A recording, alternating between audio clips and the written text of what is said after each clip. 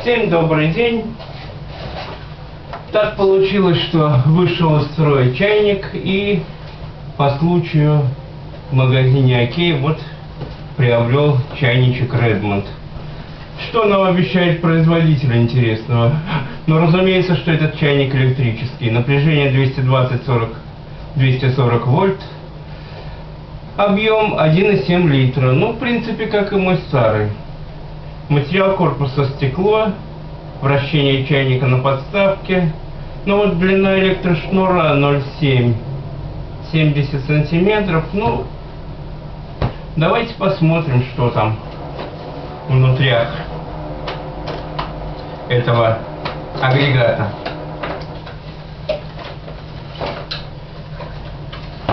А внутри этого агрегата находится реклама Редмонда, реклама мультипекаря 40 в одном. Здесь мультиварки интересные, это мы все изучим немного позже.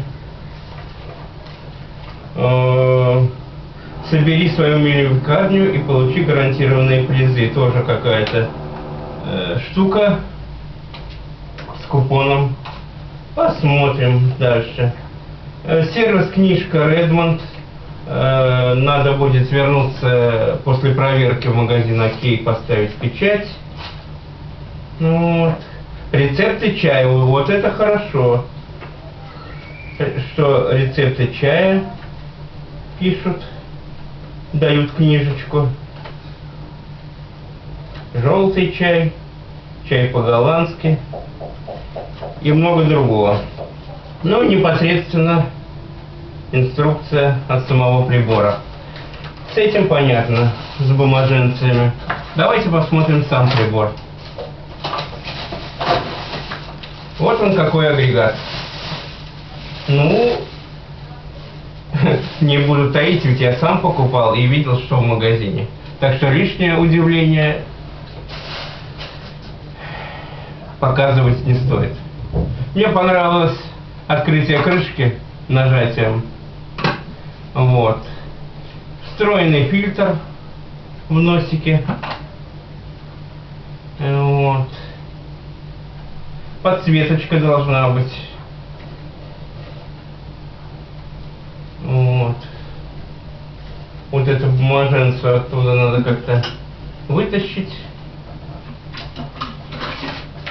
Вот мы это и сделаем. Естественное включение-выключение гарантирует автоматическое. И, ну и все. Посмотрим подставочку.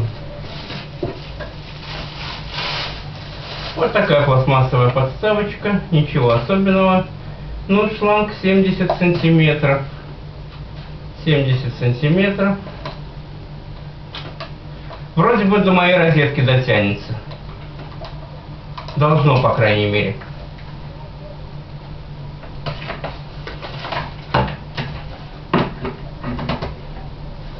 Вроде бы ничего. В черном цвете я люблю. Ну что, приступим к испытаниям агрегата под названием чайник электрический Redmond Ecology Series RKG152. Ну что ж, давайте глянем, как оно будет работать в действии.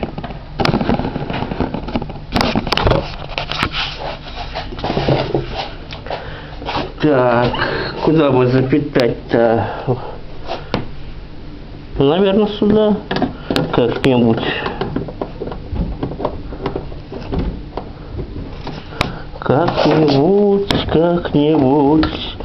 Как-нибудь мы запитаем. Вот так вот. А вот старенький чайник. Выходит на пенсию. Фирма Максима.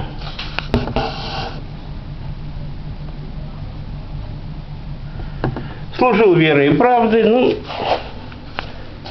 время идет. Давайте наполним наш новый прибор.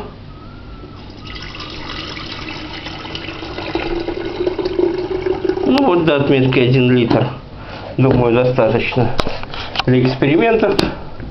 И нажмем на кнопку.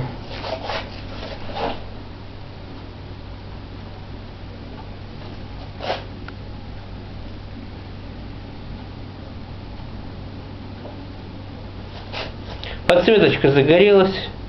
Думаю, что и нагревательный элемент начал свое функционирование.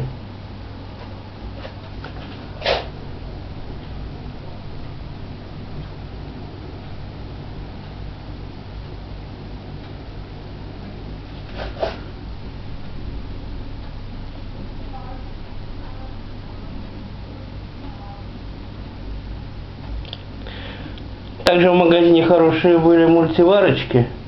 Я тоже приобрел одну, поскольку моя старая уже совсем старая. Ну, я ее распакую чуть позже. А пока что наш чайник начинает закипать. Ну, не закипать, а, по крайней мере, видно, что нагревательный элемент работает. И характерный звук закипания появляется.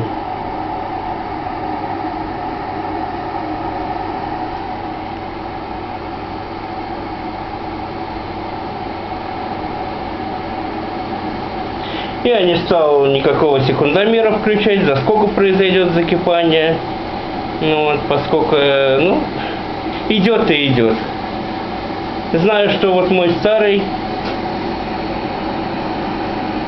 полностью заполненный до отметки 1,7, делал это за 7 минут.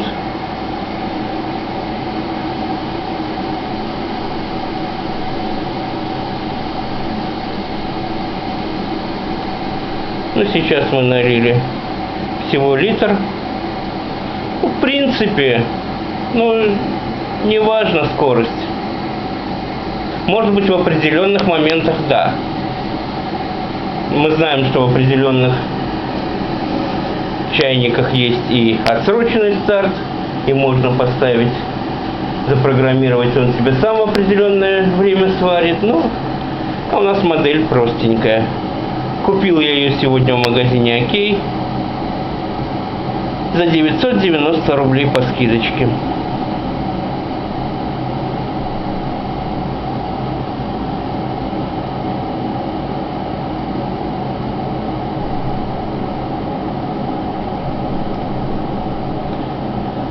Чего мы ждем? Ну, мы видим, что вода закипает, мы видим, что свет светится, но мы еще не видели, чтобы автоматически щелкнул затвор выключателя. И вот это мы ждем. В общем-то, закипание уже происходит активнее. Давайте глянем, как щелкнет затвор выключателя.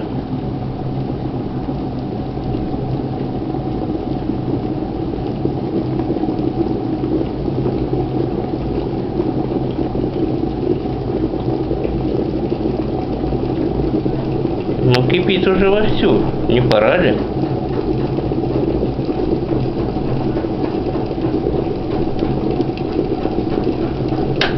О, вот, пожалуйста.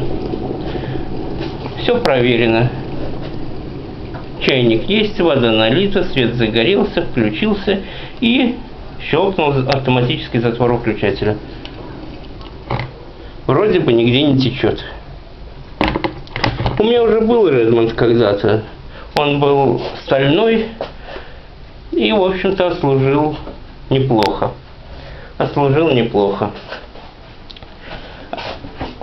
Ну вот, давайте еще раз посмотрим на упаковку.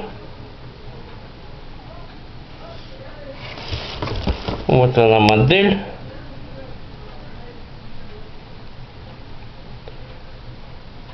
Надеюсь, что буду пользоваться очень долго.